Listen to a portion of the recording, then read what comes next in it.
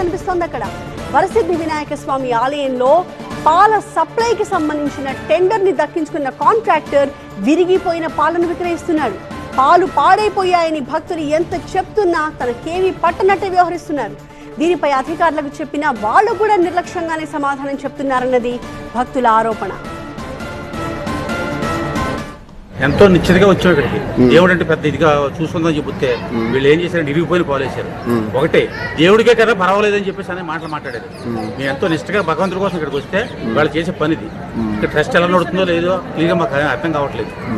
So ఇలా దౌర్జన్యం పెరుగుతుంది సార్. పాలు డబ్బులు అయితే తీసుకున్నారు, ఇచ్చారు. నేను కూడా ఇంకా ఎక్కువ డబ్బులు కూడా దేవుడి గారికి సమర్పించుకోవాలని కూడా వేశాను సార్. హుండీలో డొనేట్ చేద్దాం అనుకున్నాను నేను. సో ఐ డ్రాప్ ఇన్ ఉండి. సో మాకు ఇంత అన్యాయం చేయకూడదు సార్. నేనే కాదు, ఎవరైనా పబ్లిక్ వచ్చినా కానీ ఇలా అన్యాయంగా విరిగిపోయిన పాలు ఇస్తే దేవుడికి మోసం చేస్తున్నారు. మోసము అనేది చూడండి సార్, దేవుడికి అది వదిలిపెట్టారు.